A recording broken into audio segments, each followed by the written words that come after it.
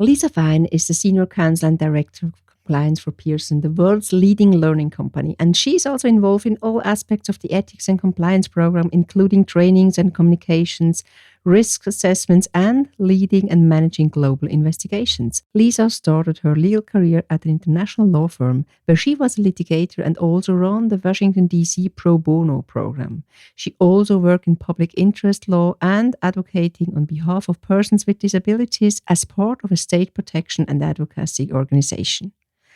Lisa also co-hosts the Great Women in Compliance podcast with Mary Shirley, which focuses on the diversity of the compliance community and the women who make up our profession and others who support women in compliance. And as always, when I talk to my guests, I'm interested in what is not so obvious, what is not written in the curriculum. I would like to learn about the human who impacts corporate integrity. Lisa will share some very impactful insights, promised. And now I'm glad to have you here spending the next minutes together with us.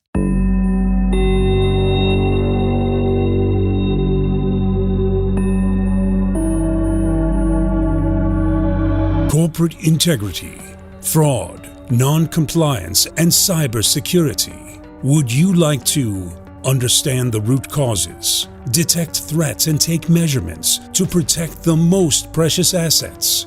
As a leader, you need to be prepared and stay actionable in the event of an incident. Sonja Stirnimann talks in her podcast, The Human Factor. Corporate integrity matters. To leaders and entrepreneurs who want to have impact, foster corporate integrity, and act as role models.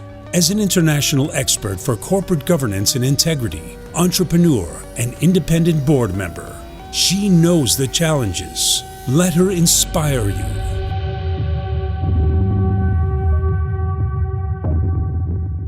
So Lisa, thank you very much for accepting my invitation. I'm so happy and glad that you are here because, as I told you already before, you're one of my role models because you started with your podcast, Great Women in Compliance, many years ago before I even thought about having my own podcast. So we are not only sharing our professional passion, but also training and educating the next generation of leadership.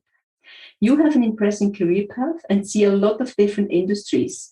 And as you know, our conversation will also focus on you, your professional environment, and your own personal experience when it comes to corporate integrity. So having you here as an expert in compliance and being in constant contact with compliance professionals you teach, empower, and listen to, I'm very curious about your insights right now.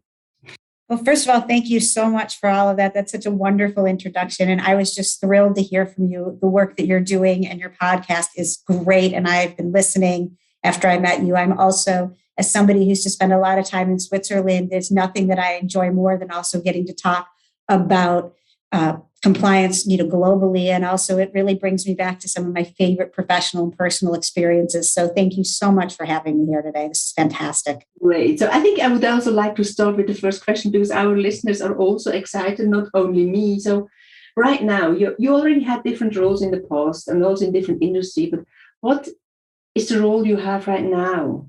And how does corporate integrity plays into that? Well, my role right now is I am a Senior Counsel and Director of Compliance at Pearson Education. It's actually been a really interesting time for the organization because learning is evolving so quickly. Because for many, many years, people who know Pearson, it was textbooks. But now the way people learn is so different, lifelong learning, changing it more of a direct-to-consumer model where people think of it more almost like Netflix. They want to have a choice of what they're learning about. What do they need for school? How's the best thing? So my job is less from the educational day-to-day standpoint, is from the more traditional ethics and compliance standpoint. And how does that work? Whether it's in how do we train people all over the world in anti-bribery, anti-corruption. I spend a lot of time doing investigations and a lot of other sort of different components to that part of our job. So, but those are two of my main ones. And also working culturally around the world to make sure that we can translate what our code of conduct and our values are. So when you talk about corporate integrity, I think a lot about helping and encouraging ethical decision-making more than I think about the laws and rules. I think right now, when you tell me what you exactly do in your industry, I think it's also a special audience. You are is supporting here right now? Because it's a different industry to whatever we know. I know that you also worked from other industries, in the past. So what is the difference right now? Because I would expect that you have a lot of teachers also working for Pearson.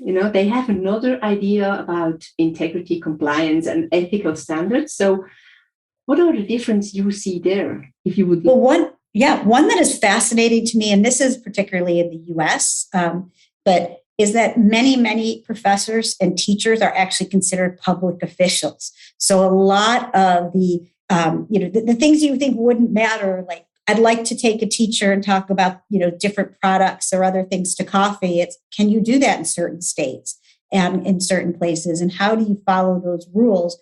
Because I don't think you usually think of your teachers the same as you think of maybe, your mayor or a government official that you think of that's elected for the government. And it's so defined differently in each state. It's also one of the things that I love about it is that people who are teachers, educators, or former teachers, and I come from a family with some attorneys, but a lot of teachers and librarians, you have a true passion for learning and education that's different from other organizations. I mean, in the past, I mentioned in Switzerland, I worked with Gate Gourmet and Gate Group, and I loved it. And there were so many fabulous things about it. But other than the people in that industry dealing with airline catering, it's not always the same kind of life sort of passion as learning might be for people. So there's a different kind of context to it. So isn't it also sometimes difficult to teach teacher? You know what I mean? Because maybe I also have my biases and stereotypes when I talk to teachers, or how they would like to teach me all the time. Also, when in the close friendships we have. But how do you deal with that? Because you also, that's what we discussed before, you also lead a team when you do the investigations. And how do you train your people in that specific environment? Well, I mean, one of the things is I work a bit less with some of the teachers as many of the others would, because I'm working more with people who are selling products who may be former teachers. So they may be pretty sure that they're explaining to me, which makes sense. We know the industry better than you do. We know what people need so they can be the best learners, and we know the products and how we want to share and communicate them. So, and they're right about that. They are the people who understand the products and how people learn better than I do. Where I can add the value is what are the consequences of how you go about doing that? And how do I get you to understand what I'm trying to do? So it's almost thinking about the same way teachers learn from students, is that, that I have to cater how I communicate with them. And I think that's a theme for whatever that we do anywhere else. It just is the teachers need to really explain it to me.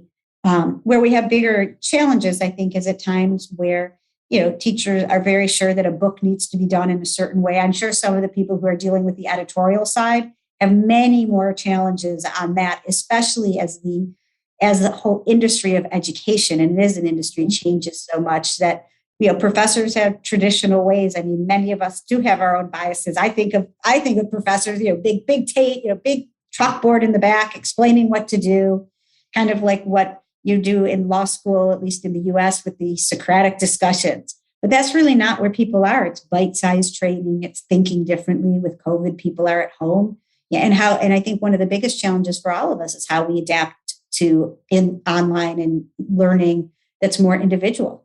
Absolutely. And that's also when you said before, and you talked about the transformation and where to go, I think that's exactly also one of the points. The entire industries are transforming right now. They have to transform due to COVID, but not only, maybe it was just a booster that we are a little bit faster than we would have been without COVID. So how do you see these top risks on your side right now? If you're going to transform, I think also the business model will change also on your side slightly, but we have to, Yeah.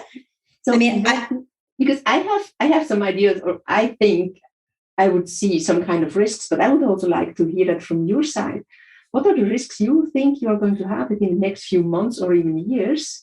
Well, one of our biggest ones, I think, is and this is as we move more to a direct-to-consumer model, as opposed to our consumers primarily being teachers and professors, it's more of students. So how do you deal with things as much as personal data, personal information, making sure that you're dealing with people who are, if it's students, they're always over 18. I mean, there's a lot of safeguarding safety, data concerns, information security, especially because there is so much of that. I think that's one of the biggest concerns that I'm seeing a lot of. And how do we respond, and how are we proactive? I also think that right now, so many transactions, and this is not unique to education or any other industry right now, it is in part because everything is so much more online than it used to be. And people are a little more isolated, working out of their homes, or if they're in an office with so many fewer people. How do you help people make right decisions when they are afraid of potentially losing jobs? Things are different. You don't have sounding boards right next to you every day. You need to make an effort to do that. And I think one of the sad realities, I do believe that most people are trying to do the right thing. But if you are trying to figure out the way to get around it, or the shortcuts, you don't have the same sort of kind of daily reality check or people looking over you, which is great for most people. But for some of the people that are, coming up, keeping us in our jobs, that's really a challenge too. And how do you best do that? And I guess the last point from the being on your own thing is building relationships with people becomes harder and harder if you never see each other in person. So you have to really try to get to know people so that they want to talk to you before a problem turns up, or think this could add value to what we're trying to do from a business standpoint. Absolutely. So, and also when I listen to you right now, I also have my fraud triangle in mind, saying, hey, the pressure is increasing because they are alone, they are at home, they do not have the relationship they used to have. And I think also the rationalization part is much easier because you are alone and isolated. And I think it's one of the biggest risks we have right now, how to make sure that we still have access to our teams and make sure that we know where they stand at a certain moment in time. And thank you very much for sharing that. And I also had another question in mind about the biases. What I see in some industries, there are biases when it comes to integrity and ethical leadership and also compliance. So what are the biases you see in your industry, teaching industry, for example? Are there any others than you have seen in the past? Well, I think one that's here but is pretty consistent everywhere is this view that, the ethics and compliance folks are really slowing down what the business is trying to do. And I think at any organization, and I think ours is great with this, because most of the time people try to get you in earlier rather than later on sales and decisions, and they know that they need to. But there are times where people will say, wait, after your due diligence on a certain issue, or particularly in a certain country, they'll think, it's because of our ethics and compliance people, we're being slowed down in this contract, or you're not, a business enabler. But I think, we're a problem. But I do think we can be. I do think very often we actually are, because one thing that's interesting in the education industry is I do think there's a real pride in we are responsible for helping people learn and helping people of all ages and anywhere become more educated and improve their lives. So there's a sense of pride in that aligns with doing the right thing, because on a pretty basic level, nobody wants to train their children to do the wrong thing. So I think there is that part, I think, has been very unique in this. So there are shortcuts and there are people who may be doing it, but there are also a lot of people who really, are so, kind of proud of I teach the right way to do things. Now, that means sometimes we may all disagree with what that means, but there's a commitment to being ethical and doing, a lot of the right things for that.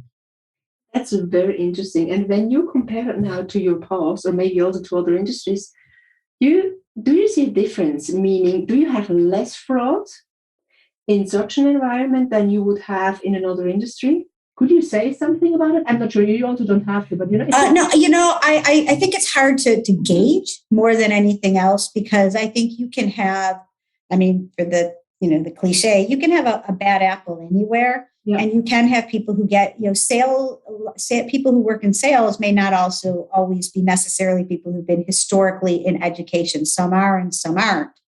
I think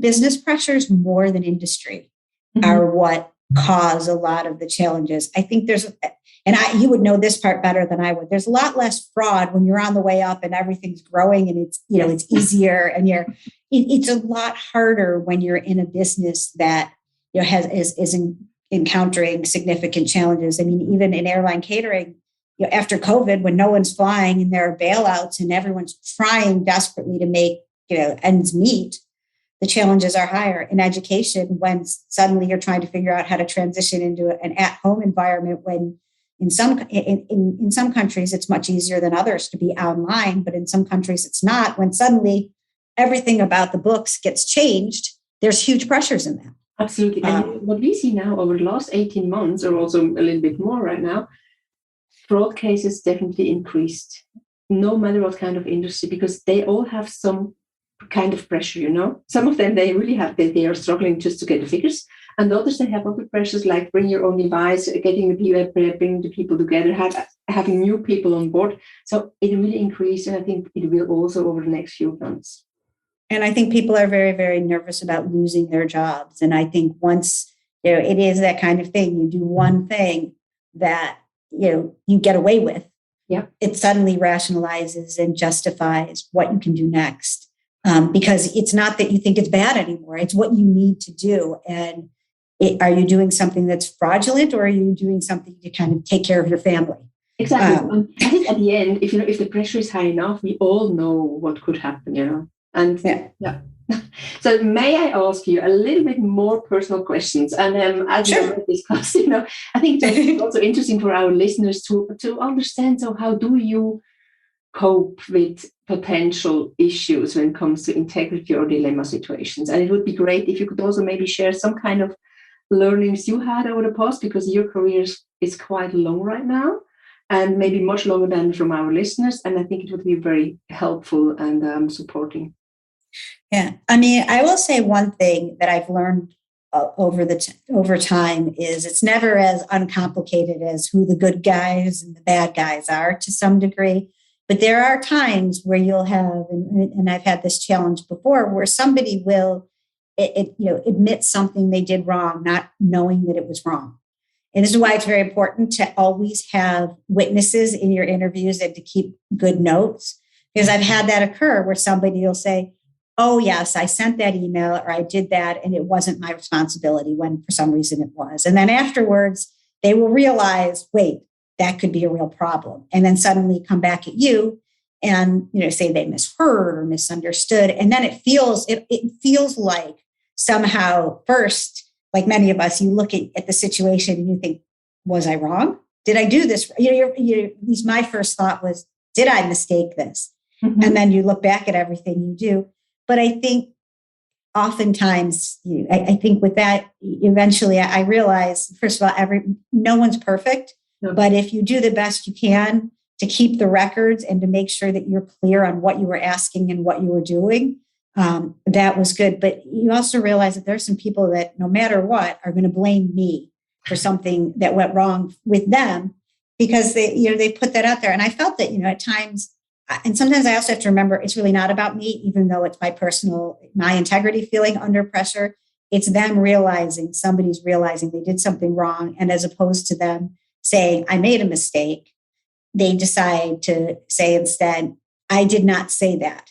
I did not mean to do that. And she mistook it. And I've had that happen before. And that's always really hard, especially because these are people's jobs and lives when you're doing these interviews. If they've made mistakes, it's a horrible feeling. It's really nice that you also bring up that topic because we never had it now in the past, also with other interview guests, but it's exactly what we also do, all these kind of interviews, and we always have at least one person as a witness within the room and also taking notes, because otherwise it's just not doable. And we often have also questions from our clients, why do you need to have at least one person in addition? And hey, it's just necessary to make sure the quality of the process is really given. Yeah, it's really important. I think especially when it comes to the types of investigations in anti-bribery and anti-corruption, there are certain things that you don't necessarily in some other investigations or you need a couple of quick questions. You have to also gauge. You don't want to be in a situation where it's not a witness and it's not something that needs it, that you scare someone when you just need them to give you like 5 invoices. Can you give me those and just tell me what dates they were, unless that's a problematic, thing for other reasons. But I do think, it's also people's livelihoods that when these things get very serious, that are being challenged. And these are human beings. And even when they made big mistakes, they have families, they have lives, they have bills. And that's, I think, one of the hardest parts of it. Interesting. And how do you deal with that? Or how did you deal with that? Because I think we have a lot of listeners really who want to be part of these investigation teams. And then how did you deal with that situation that sometimes when you are sitting in a room having an interviewee in front of you, you exactly know that's just also a human with an environment and with a family? Yeah, I think one of the hardest parts, the thing for me to realize and that made it easier is to realize that those individuals have actually impacted other people.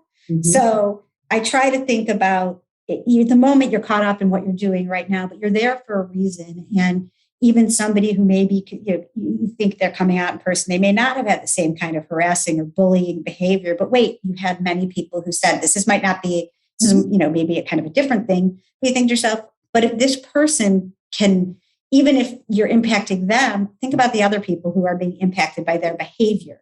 And think about what's happening to it's not just the organization that's hurt if somebody's doing something wrong in terms of fraud or other things. It's the credibility, but it's the people that work there. So while it's hard from a human standpoint, sometimes you have to remember the people not in the room.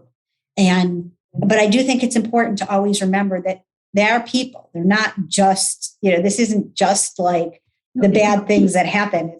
And the other thing is you can't win an investigation. Like people think they're going to come up with this moment where someone is going to, like these old courtroom American TV shows. I did it. It's not like that. No, it's not. And I know. And, it's also not that, how should I say? Because if people ask us about these investigations, hey, it's a lot of work and it's a lot of reviewing and having interviews, making documentations. And, it's so important that you mentioned here that it's so crucial that we are not conflicted. That you're also not conflicted in having biases, and you're sitting in these rooms with our interviewees somehow asking the questions, because we need to be neutral, and we are always fact-based. And I think it's exactly the same on your side. Yeah, I do believe we all have implicit biases, and we all have to learn from them. And I'm still, we're all working on that at times. But in there, you have to do that. The hardest part for me, and I'm sure this is similar for you, is when you have reviewed all the documents and you are ready to go and somebody just lies to your face and they don't think you're going to know anything. And it just makes you feel, because you really have to then, call them out in some tactful or non-tactful way. But you think to yourself, really, I have a piece of paper, you told me that you were, not in this meeting. And then I have your meeting notes from that meeting. Like, please, those to me are the hard moments. Lisa, I like these moments. I really love it, because when they start with that, and what I also see, but I think we should have another podcast episode about that, they always underestimate you when you're coming into the room, especially when you have these corruption and anti-bribery discussions and investigations. First of all, they lie to you. You already have all the facts. They underestimate you. And what I say to my team, that, hey, I have time. Sometimes we have interviews lasting more than 6 to 8 hours. If they don't want to, we can also play it like that. So, but it's not, but I like the situation somehow, because it tells me, we have the facts, right? We did our work, and now it's your turn to tell us what really happened. Right. And then their credibility is not good. And then I was saying before about when you think these are human beings, then I'd follow up with, this is also a human being that just lied to my face. So I also tell my little son, I'm used that people lie to me, so don't try it, please. I remember somebody telling me something that was just, they said to me, no, this other organization knows all of these things about me. I said, I just got off the phone with the person who said they didn't believe you were sitting in this office today. Somebody who had 2 jobs and was claiming they didn't. And he said, are you sure? I said, I don't know how else to tell you, but I just had to tell somebody that you have a desk with a nameplate here. They didn't think you were working here during the day. It was one of those things that was just one of those, when I did more HR HR compliance issues. And I don't know what so the guy he's like, I should probably leave right now. I said, well, yes, probably. That's a good move. But I love that. No, they know I'm here. Would it surprise you that I just got off the phone with somebody who said it was impossible that you were here? But I think all these different lies we have heard in the past and maybe will also hear in the future, I think they are somehow interesting. But people not not being in our environment, they can hardly believe what's going on, Yeah, and people make mistakes. Lying's different. That's true. Absolutely. That's also that, but lying is really on purpose, and it's consciously what they do, and that's exactly the difference. Yeah, I mean, some of the stuff, and we'll probably talk about this, all over the world, certain things like facilitation payments or other payments. In some places, they're considered okay. In most organizations and in most places, they're not. But you sometimes have to align that, and that doesn't mean that you're going to accept it from people, but you have to explain to them what their obligations are and why they are different if you work for example, for a publicly traded organization versus a smaller one country that works only within, particular country's culture, that there are decisions and consequences you have to make with that. And people generally will understand that once you explain it, but there's a lot of times people will say, but this is just how business is done, and, name the country. Exactly. But it isn't by our company. And they do it now for more than 30 years, and they will also not change. That's the other excuse they have, isn't it? Yeah. Oh, yeah. So thank you very much. So when we go back, so what do you expect now from the future? Do you see any potential trends in your industry, but not only? I think it's also important to talk about the entire investigation industry right now.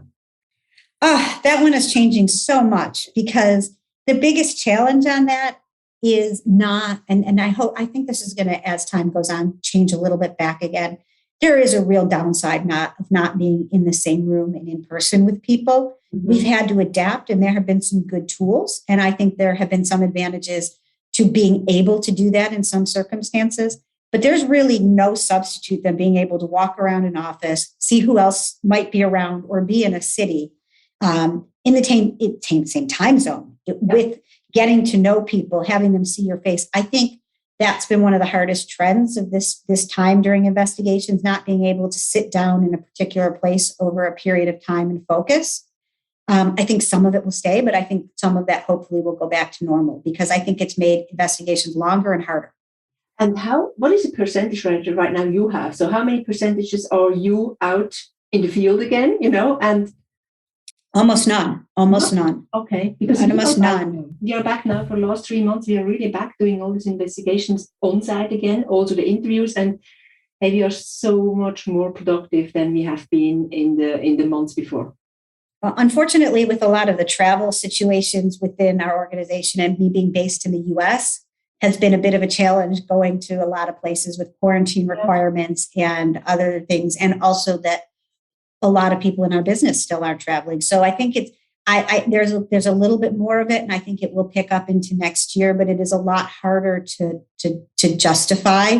But I think I do think it will change more in my organization. But I see a lot of my peers just starting again, particularly in the US, or even some of it we've got so many in the US and the UK. And I mean, a lot of investigations might be somewhere in Asia or India or somewhere else. And that's a tough travel situation now. If I had something in the US, it would probably be a lot easier to do. But a lot of our people are not traveling as much. But in Europe, like what you're saying, and people that I know, they are doing a lot more of it.